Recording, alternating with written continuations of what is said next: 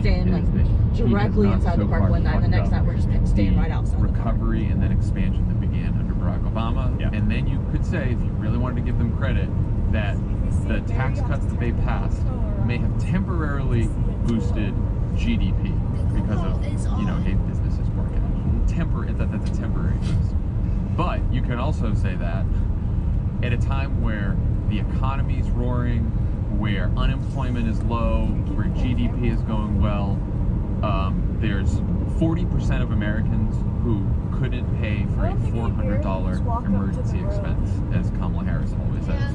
Or, as Bernie Sanders was saying about this the other day, he was like, think of the people making $9, $10 an hour, and they're barely putting food on the table. Or right? Like as you said, wages have inched up, wages have not kept up with productivity, which means that people are actually working a lot harder and they're not making more money for it, so they're working their asses off and they can barely afford to live. And I think Trump has a good approval rating on the economy, right? Like people are, 60% of people say, oh yeah, the economy's good, Trump's good on this issue, or whatever it is.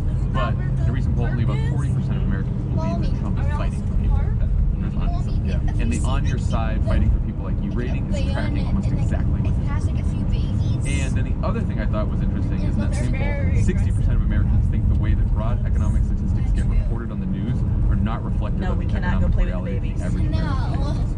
Which is exactly what you were just saying about the headlines. Like, I think Democrats, when it comes to the economy, no, you're not supposed to feed the bears. That makes some more and the curious happy people, headlines in the financial press. Every time there's something, the stock market's doing well. Rich people have never been doing better, right? Like all these businesses took the tax cut and they stashed it away. They did buybacks. They gave CEOs more money. But you're not doing any better. Elevation 9,584 feet. If you're still struggling to make ends meet, what the fuck is wrong with your economy? I think it should be central to the Democratic Party. I agree. I mean, every president gets credit or blame for the things that happen on his or her watch. So it's how it goes fairly. Snowmobile.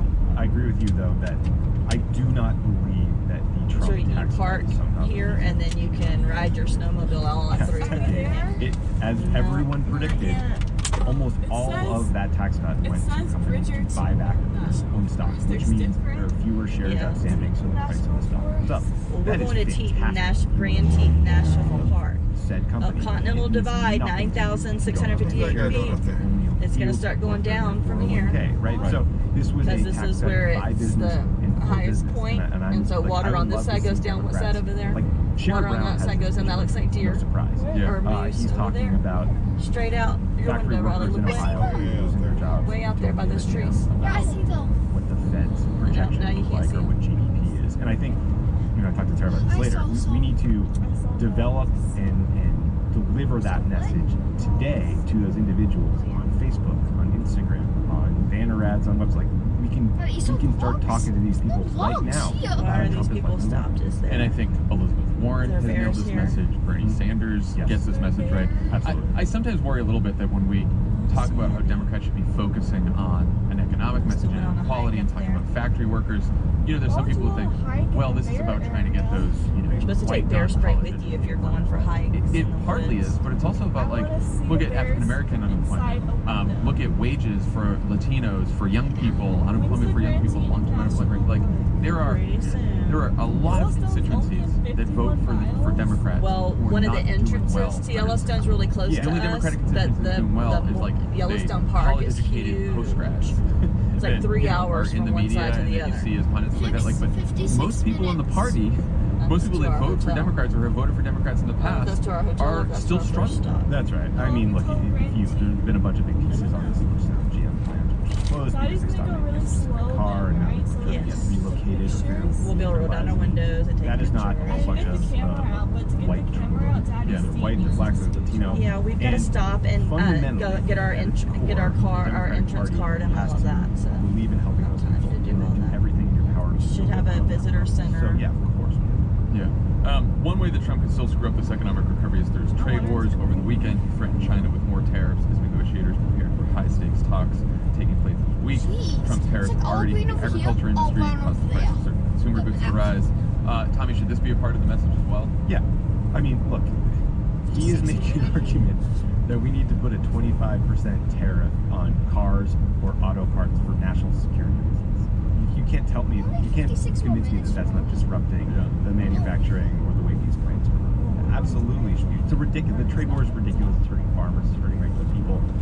No one knows why he's doing it. No one can Stock market's down today because he's like tweeting random shit at China. Like this is the way he could fuck up this recovery, or at the very least, fuck it up in places like where there's a heavy agricultural industry, where there's consumer goods, where the prices are up and stuff like that. So like it's not as spread out evenly throughout the country. Some of the pain of these trade wars, but it is certainly hitting certain parts.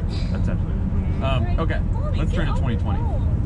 In an interview with the New York Times, House Speaker Nancy Pelosi said that she's worried President Trump will refuse to accept the results of the next election if it's too close.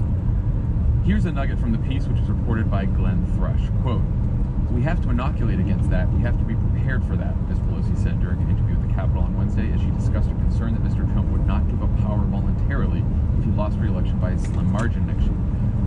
Ms. Pelosi, the de facto head of the Democratic Party until a presidential nominee is selected in 2020, offered Democrats a, quote, cold-blooded plan for decisively ridding themselves of Mr. Trump. Do not get dragged into a protracted impeachment bid that will ultimately get crushed in the Republican Senate, and do not risk alienating the moderate voters who flocked to the party in 2018 by drifting too far to the left.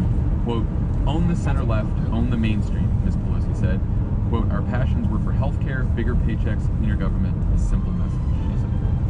So let's take these two things separately, because will Trump give up power voluntarily and how Democrats should beat him sort of been conflated in this story, and they should.